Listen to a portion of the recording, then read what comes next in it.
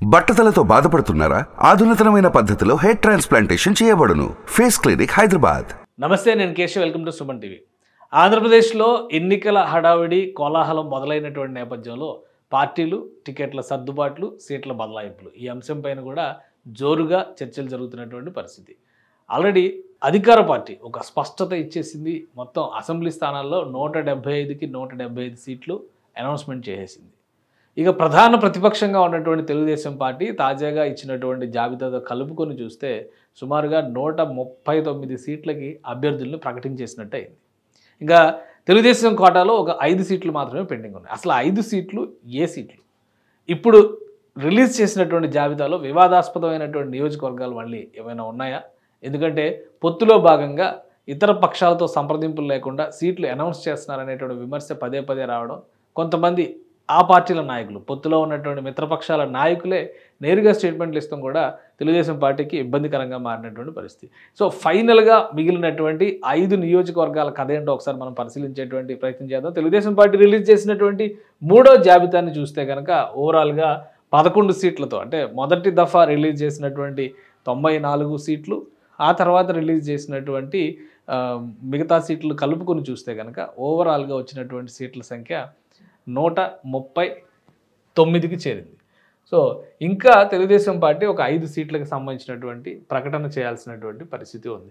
So ఇప్పుడు తాజాగా release చేసినటువంటి 11 సీట్ల లెక్కను కనుక ఒకసారి మనం పరిశీలించి చూస్తే ఆ సీట్లలో జరిగినటువంటి సర్దుబాట్లు పార్టీకి కలిసి వస్తున్నటువంటి విషయం. ముందుగా శ్రీకాకుళం జిల్లాకు సంబంధించి శ్రీకాకుళం లోక్సభ స్థానం పరిధిలో ఉన్నటువంటి 7 నియోజకవర్గాలకు కూడా అభ్యర్థులను ప్రకటించేసింది. ఈ 3 నియోజకవర్గాలు, పెండింగ్లో ఉన్న 3 నియోజకవర్గాల అనౌన్స్మెంట్తో శ్రీకాకుళం జిల్లాలో అన్ని నియోజకవర్గాలకి అభ్యర్థుల ప్రకటన పూర్తయినట్టు చూడాల్సి ఉంటుంది.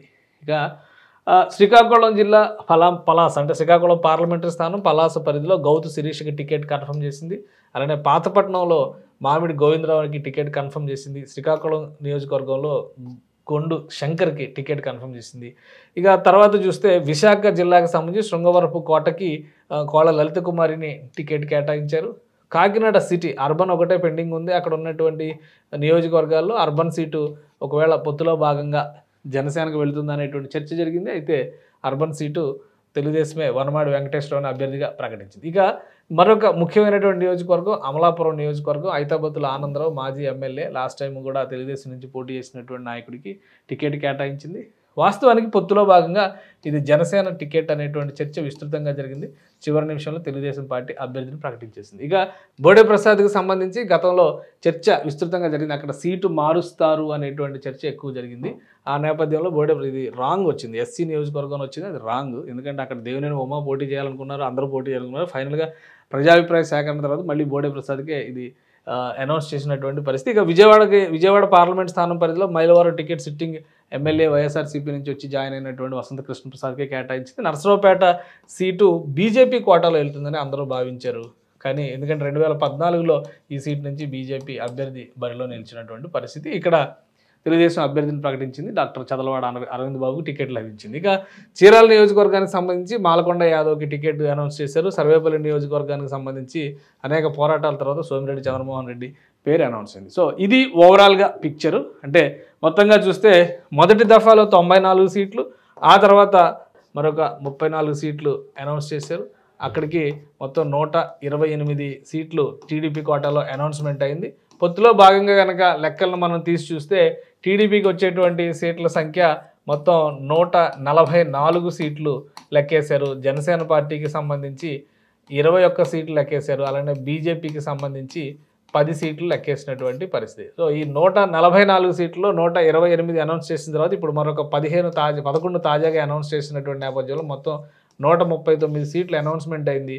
ఓవరాల్గా ఉన్నటువంటి 144 సీట్లలో చూస్తే కనుక మనం ఇక్కడ ఇంకా 5 సీట్లు పెండింగ్లో ఉన్నాయి. ఈ 5 సీట్ల విషయంలో ఇప్పుడు ఒక ఆసక్తికరమైనటువంటి చర్చ నడుస్తున్నటువంటి పరిస్థితి ఉంది. అలానే పార్లమెంటరీ నియోజకవర్గాల విషయంలో కూడా కొంత తర్జన భర్జనలు జరుగుతున్నటువంటి వాతావరణం ఉంది. ఈ 5 సీట్లు ఏవి, అక్కడి నుంచి ఎవరు బరిలో దిగొచ్చు అనేటువంటి అంశాన్ని మనం ఒకసారి పరిశీలించేటువంటి ప్రయత్నం చేద్దాం.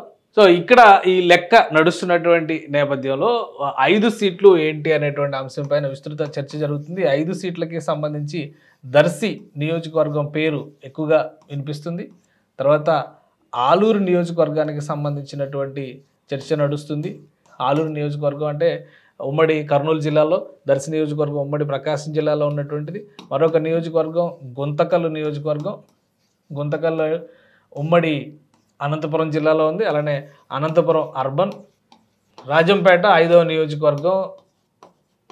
ఈ 5 నియోజకవర్గాల మీద కూడా బలమైనటువంటి ముద్ర వేసేటువంటి ప్రయత్నం తెలుగుదేశం పార్టీ చేస్తుందని తెలుస్తుంది. మొత్తం పెండింగ్లో ఉన్నటువంటి నియోజకవర్గాల్లో మిగిలినటువంటి నియోజకవర్గాలు అంటే జనసేన కోటాలో ఉన్న నియోజకవర్గాలను మినహాయించి, అలానే బీజేపీ కోటాలో ఉన్న 10 నియోజకవర్గాలు మినహాయిస్తే జనసేన అధికారికంగా 7 సీట్లు మాత్రమే ప్రకటించింది. మిగతా సీట్లకు సంబంధించి ఇంకా ప్రకటన చేయాల్సినటువంటి పరిస్థితి ఉంది. ఎందుకంటే 14 సీట్లలో అభ్యర్థులు ఎవరు అనేది ఇంకా క్లారిటీ రాకపోయినా సీట్ల విషయంలో కొంత స్పష్టత ఉంది. ఇక మిగతా 10 సీట్లు భారతీయ జనతా పార్టీకి సంబంధించినటువంటి సీట్లు. సో ఇందులో కూడా ఎందుకంటే ఇక్కడ అనౌన్స్ చేసినటువంటి లిస్టులో కొన్ని మెలికలు ఉన్నాయి. నరసరావుపేట సీటు బీజేపీ అడుగుతుంది, అమలాపురం సీటు బీజేపీ అడుగుతుంది. అంతకు ముందర అనౌన్స్ చేసినటువంటి నియోజకవర్గాల్లో కూడా మదనపల్లి సీటు బీజేపీ అడుగుతుంది, అలానే శ్రీకాళహస్తి సీటు జనసేన పార్టీ అడుగుతుంది, ధర్మవరం సీటు బీజేపీ అడుగుతుంది, అక్కడ కూడా జనసేన పార్టీ గట్టిగా డిమాండ్ చేస్తున్నటువంటి పరిస్థితి ఉంది. జమ్మలమడుగు సీటు బీజేపీ అడుగుతుంది. ఇవన్నీ కూడా ఇంకా క్యాండిడేట్లని అనౌన్స్ చేయనటువంటి నియోజకవర్గాలు. సో అవన్నిటిని మినహాయించి చూస్తే అంటే దాదాపు అవి ఒక 14 సీట్లు, ఇవి ఒక 10 సీట్లు, 24 సీట్లకు సంబంధించినటువంటి చర్చను మనం పక్కన పెట్టేస్తే టీడీపీ కోటాలో వచ్చేటువంటి 144 సీట్లలో ఈ 5 సీట్లలోనే ఎక్కువ పట్టు కనిపిస్తున్నటువంటి వాతావరణం ఉంది. ఆయా నియోజకవర్గాల్లో బలమైనటువంటి నాయకులను కూడా టీడీపీ రెడీ చేసుకుంటున్నటువంటి పరిస్థితి ఉంది. ఉదాహరణకి దర్శి నియోజకవర్గం గతంలో సిద్ధా రాఘవరావు మంత్రిగా కూడా పార్టీలో పనిచేసినటువంటి వ్యక్తి తర్వాత కాలంలో ఓటమి తర్వాత ప్రభుత్వం పడిపోయిన తర్వాత ఆయన వైఎస్ఆర్సీపీలోకి వెళ్ళారు. సీటు గ్యారంటీ ఇస్తే ఆయన వచ్చే అవకాశం ఉందనేటువంటి భావన కలుగుతుంది. అలానే గుంతకల్లు నియోజకవర్గం ఆలూరు సిట్టింగ్ ఎమ్మెల్యేగా ఉన్నటువంటి గుమ్మనూరి జయరాం ఆల్రెడీ పార్టీలో చేరారు. ఆయన గుంతకల్లు సీటు ఆశిస్తున్నటువంటి పరిస్థితి ఉంది. అలానే గుంతకల్లో ఒకవేళ ఆయనకి సీటు కేటాయిస్తే కనుక మరొక బదలాయింపు జరిగే అవకాశం ఉండేది ఆలూరు నియోజకవర్గం. ఇక్కడ కూడా స్థానికంగా టీడీపీ నేతలు బలమైనటువంటి నేతలు ఉన్న నేపథ్యంలో ఆ నియోజకవర్గం నిలబెట్టుకోవాలి. అలానే ఇక్కడ అనంతపురం అర్బన్కి సంబంధించి కూడా మాజీ ఎమ్మెల్యే ప్రభాకర్ చౌదరి వంటి వాళ్ళు చాలా గట్టిగా డిమాండ్ చేస్తున్నటువంటి పరిస్థితి ఉంది. ఇక రాజంపేట స్థానానికి సంబంధించి కూడా తెలుగుదేశం పార్టీ ఒకరిద్దరు అభ్యర్థిత్వాలని చాలా సీరియస్గా పరిశీలిస్తున్నట్టుగా సమాచారం ఉంది. ఈ నేపథ్యంలోనే ఈ 5 నియోజకవర్గాలని తెలుగుదేశం కోటాలో ఉంచుకోవాలనేటువంటి ఆలోచన చేస్తుంది. మిగతా సీట్ల అన్నింటిలో కూడా జనసేన బీజేపీ అభ్యర్థులు నిలబెట్టడానికి వెసులుబాటు కల్పించినట్టుగా తెలుస్తుంది. అయితే ఆ కేటాయించినటువంటి సీట్లలో బలమైనటువంటి నాయకత్వం లేకపోవచ్చు, అలానే క్లారిటీ లేనటువంటి నియోజకవర్గాలు, అక్కడ ఉన్నటువంటి స్థానిక రాజకీయాల రీత్యా తెలుగుదేశానికి ఇస్తేనే అడ్వాంటేజ్ అనేటువంటి అభిప్రాయం ఉన్నటువంటి, ఎందుకంటే కొంతమంది బీజేపీ నేతలు చేస్తున్నటువంటి వాదన ప్రకారం మిత్రపక్షాలకి బలం లేని నియోజకవర్గాలు తెలుగుదేశం కేటాయిస్తుంది అనేటువంటి విమర్శ చేస్తున్నటువంటి పరిస్థితుల్లో కొన్ని మార్పులు చేర్పులు కూడా ఉండొచ్చు అండి. ఒకవేళ ఉన్నాయి కానీ మొత్తంగా 144 నియోజకవర్గాల్లో ఓవరాల్గా చూస్తే 3-4 మార్పుల కంటే ఎక్కువ అవకాశం లేదనేటువంటి మాట తెలుగుదేశం పార్టీ అధికారికంగా చెప్తుంది. అలానే తెలుగుదేశం పార్టీలోనే ఉన్నటువంటి కొంతమంది అభ్యర్థిత్వాల విషయంలో కూడా పునఃపరిశీలన జరిగేటువంటి అవకాశం ఉందనేది కూడా పార్టీలో అంతర్గతంగా జరుగుతున్నటువంటి చర్చ. సో ఓవరాల్గా ఈ 5 నియోజకవర్గాలను కనుక తెలుగుదేశం పార్టీ అధికారికంగా ప్రకటించేస్తే రాష్ట్రంలో పోటీ చేసేటువంటి నియోజకవర్గాల విషయంలో తెలుగుదేశం పార్టీ ఒక స్పష్టత ఇచ్చేసినట్టుగానే మనం భావించాల్సి ఉంటుంది. ఇక మిత్రపక్షాల్లో బీజేపీ జనసేన తన అభ్యర్థులను ప్రకటిస్తే విపక్షాలకు సంబంధించినటువంటి కూటమి విషయంలో స్పష్టంగా 175 నియోజకవర్గాల మీద కూడా క్లారిటీ వస్తుందనేటువంటి భావన కలుగుతుంది. సో 1-2 రోజుల్లో దీనికి సంబంధించినటువంటి స్పష్టత బీజేపీ జనసేన నాయకత్వం ఇచ్చే అవకాశం ఉందని టీడీపీ వర్గాల నుంచి అందుతున్నటువంటి సమాచారం. సుమన్ టీవీలో మీ పర్సనల్ అండ్ బిజినెస్ ప్రమోషన్స్ కోసం కింది నెంబర్కి కాంటాక్ట్ చేయండి.